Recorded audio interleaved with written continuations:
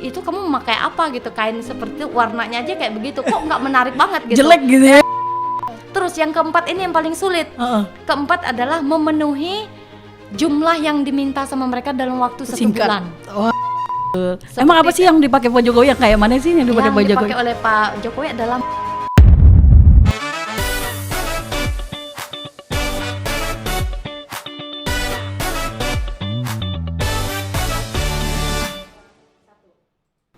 Assalamualaikum warahmatullahi wabarakatuh. Selamat siang semuanya, dan kita di podcast RRI Sintang. This is the first episode pertama.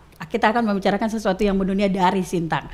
Pastinya keren banget. Apaan sih? Ini udah ada kain-kain yang cantik, dari sebuah ukiran tangan yang lentik menjadi sebuah karya yang mempesona dan mendunia. Emang iya? Iya. Langsung saja kita tanya. Ini owner dari kain pantang yang ada di Sintang. Namanya tuh unik banget, Hetty Kusendang. Mungkin bapaknya dulu ngefans kali ya sama Bunda Hetty. Halo. Halo Mbak Dewi, apa kabar? Malah saya yang ditanya ya.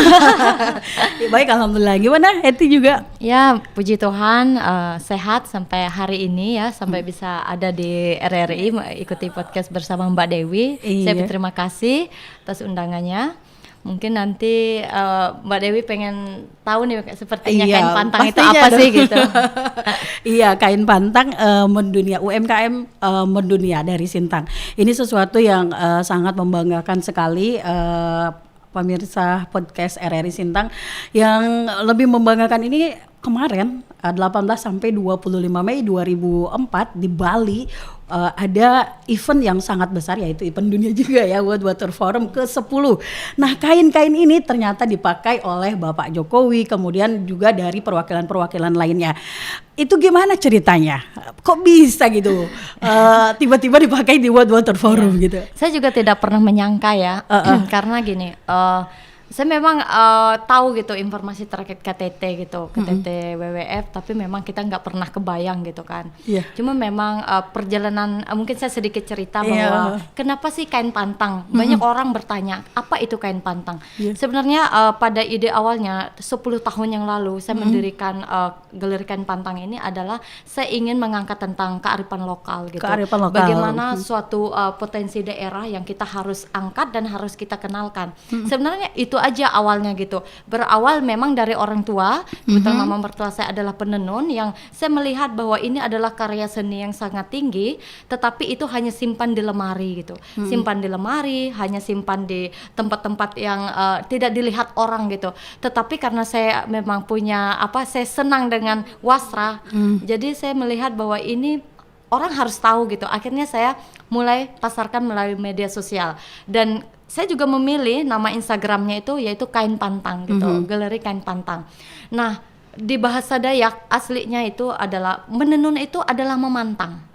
Jadi proses menenun itu namanya memantang gitu. Nah, sehingga kain tenun itu disebutlah kain pantang. Nah, bahasa aslinya justru kain pantang. Seperti kita lihat Sumatera, seperti misalnya kita kenal dengan ulos ya.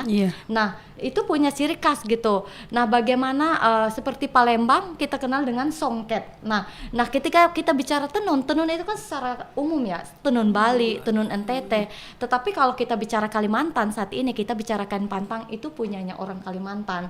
Nah, itu yang akhirnya kita bagaimana mengangkat tentang tradisi atau kearifan lokal yang bisa dikenal secara komersil gitu. Walaupun tidak mudah, 10 tahun yang lalu itu saya pernah memakai pewarnaan alami ya seperti ini.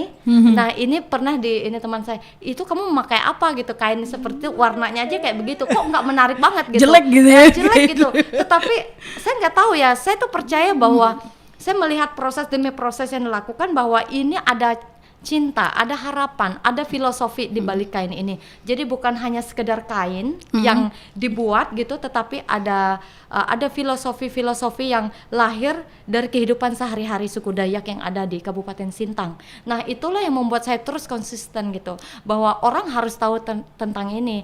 Nah, kenapa waktu itu? Karena secara mungkin kita orang melihat secara sekilas ini tidak ada artinya. Akhirnya semain media sosial. Dari media sosial, sosial lah, dari WhatsApp, Instagram, Facebook, dan itu. Nah, saya sebenarnya konten-konten itu saya konten lokal, konten yang saya ambil yang keseharian mama mengerjakan ini gitu, orang tua kami. Nah itu aja gitu konten-kontennya. Tetapi ternyata waktu terjadinya COVID, inilah yang akhirnya banyak saya bertemu dengan orang-orang di luar negeri.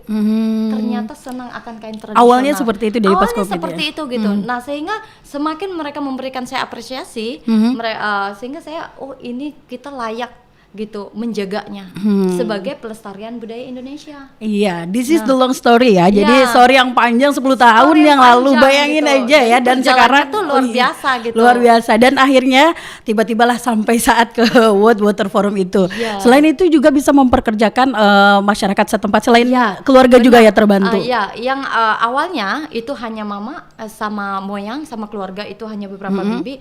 Nah, puji Tuhan sampai hari ini memang perjalanan 10 tahun yang lalu 20-30 para, saya menyebutnya artisan ya. Mungkin kenapa sih artisan? Ya mungkin saya sedikit cerita. Kita tidak boleh menyebutnya, mungkin boleh, tetapi ada kesepakatan di dunia fashion bahwa kita menyebut mereka adalah artisan. Jadi seperti melukis. Orang melukis di atas kertas. Itu sebutnya pelukis. Mereka melukis di atas benang. Mereka layak disebut art, seni. Jadi mereka itu sebenarnya orang yang punya karya seni tinggi. Nah, buat ini itu tidak mudah. Dia punya matematika yang cukup luar biasa bisa gitu. Karena kalau matematikanya nggak dapat, itu miring motif-motifnya dan daya ingatnya harus kuat gitu. Iya, nah, itu yang sekali. saya pelajari. Saya mempelajari itu bukan hanya sekedar saya memasarkan atau apa, tetapi saya belajar bagaimana saya mengenal motif. Saya mencatat terkait motif-motif yang ada di Kabupaten Sintang ya. Saya banyak belajar juga dari Pastor mention bahwa kemarin itu yang baru meninggal, bahwa dialah yang dulu membangkitkan, termasuk moyang kami, orang ke-6 yang dia berikan kacamata untuk membangkitkan tentang kain pantang ini pada waktu itu gitu.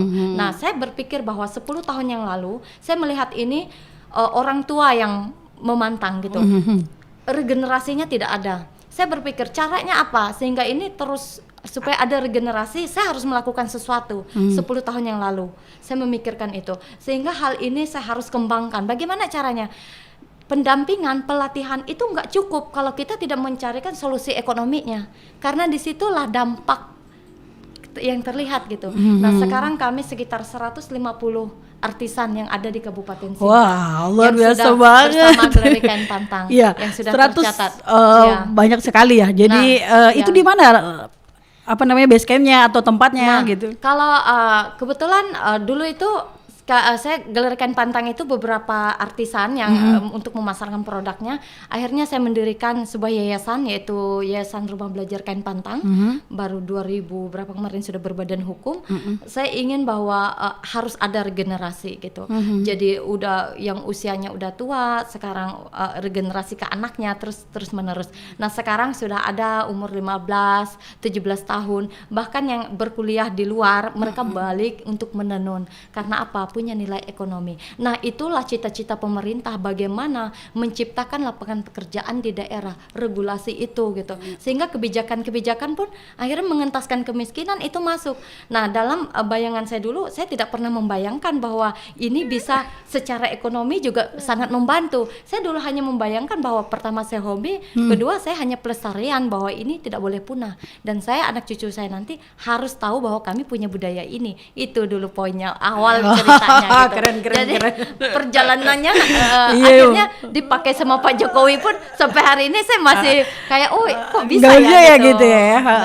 Sehingga tadi bukan hanya sebuah kesenian yang sudah ada, kemudian tradisi-tradisi yang sudah berkembang gitu, tetap bisa lestari dan juga menghasilkan ekonomi yang kuat. Itulah UMKM yang terbaik, yang bagus. Nah tadi sebenarnya pertanyaan awal kita tuh bagaimana ceritanya? Pertamanya di kontak sama siapa gitu, gimana ceritanya? Oke, ceritanya gini. Jadi mungkin waktu itu saya dihubungi oleh dari Sekretariat Negara, Sesnek ya? dari Sesnek. Jadi memang di sana itu sudah banyak sekali, saya nggak tahu ya, seperti proposal, banyak banget dong pasti sampel-sampel produk itu udah banyak banget itu waktu saya diundang ke Jakarta. Waktu saya dihubungi di telepon, ini benar Mbak Heti ownernya dari ini? Ya benar. Terus saya kan takut nih kalau ini penipuan, takut gitu, apa gitu ya. Apa ya udah saya searching di Google, cari nomor HP-nya, ternyata orang benar gitu, terpercaya gitu. Saya cari tahu. Dia bilang gini, kami melihat bahwa produk Anda gitu ya. Ini dari media sosial, terus ada rekomendasi beberapa orang yang terpercaya di sana. Kebetulan yang memberi kontak saya itu adalah pelanggan setia saya juga yang pernah berkolaborasi dengan saya. Jadi tentunya di saya dia membuat tas, nah dia yang memberi kontak itu dan saya diundang disuruh membawa sampel. Nah ternyata waktu di sana itu saya kira kan memang langsung dipilih atau apa gitu, rupanya enggak, jadi hanya diundang doang kan bahwa ini produknya gini, ini banyak sampel, tetapi belum ada yang mampu memenuhi kriteria kami dari semua yang ada di sini. Itu dari ucapan beberapa orang di sana. Jadi sekarang kami bertanya dengan kamu, produk kamu apa? Pertama, kategori itu harus pewarnaan alami, masuk dong kategori produkku. Kedua, buatan manual, masuk. Terus ketiga, harus motif yang berbeda untuk semua kepala negara. Nah, itu nggak boleh tuh motif sama-sama gitu ya. Gitu. Nah, yang lainnya ini ada yang udah ngikuti kriteria kedua, ketiganya nggak masuk. Mereka nggak punya motif yang berbeda-beda. Terus yang keempat ini yang paling sulit. Keempat adalah memenuhi jumlah yang diminta sama mereka dalam waktu 1 bulan. Wah, itu luar biasa banget sih. Itu yang paling banyak tidak dipenuhi oleh yang lain. Betul. Emang apa sih yang dipakai Pak Jokowi, yang kayak mana sih yang dipakai Pak Jokowi? Yang dipakai oleh Pak Jokowi adalah motif saya diminta apa yang menurut kamu yang terbaik yang ini untuk Pak Jokowi yang ini. Akhirnya saya memitip Ruit Besai. Jadi Ruit Besai itu melambangkan, kalau zaman dulu itu adalah seorang pemimpin kepala suku yang dia melambangkan keberanian, keperkasaan, dia mampu mengayomi banyak orang gitu. Nah sehingga saya layak itu dipakai oleh Pak Jokowi, dan itu memang tidak semua orang bisa buat, dan ini adalah termasuk motif yang sudah langka karena yang membuatnya adalah orang-orang tua dulu. Sepuh-sepuh ya? Iya, sepuh-sepuh. Tetapi saya ingin Ruit ini diangkat kembali dan menjadi ciri khas walaupun ini sepuh, sehingga yang lain tuh bisa mengikuti ketika ini mengimbangi menjadi tren, gitu ya. Mengimbangi. Nah, akhirnya sekarang sudah terlihat. Orang nanya ada motif Jokowi. Nah, sekarang dengan sendiri mereka menenunnya. Jadi itu nggak jadi punah. Jadi udah ada lagi, udah ada regenerasi. Nah, itulah capaian-capaian yang ingin saya lakukan. Dan itu merupakan sebuah kebanggaan juga, bukan hanya Hetty aja. Ketika saya melihat juga memang itu luar biasa sekali, keren. Dan dari situlah sebuah kebanggaan dari karya-karya yang dilahirkan oleh seniman atau artis ya, artis-artis. Kita juga berterima kasih banget nih para artisnya yang tergabung dalam Galeri Kain Pantang sudah menciptakan karya-karya yang fenomenal, yang luar biasa sehingga bisa mendunia seperti ini. Thank you Hetty. Terima kasih. Banyak ilmu-ilmunya banyak banget yang bisa kita ambil ya, pemirsa podcast RRI Sintang. Nantikan podcast RRI Sintang lainnya dengan topik yang berbeda. Saya Disrati, bye-bye.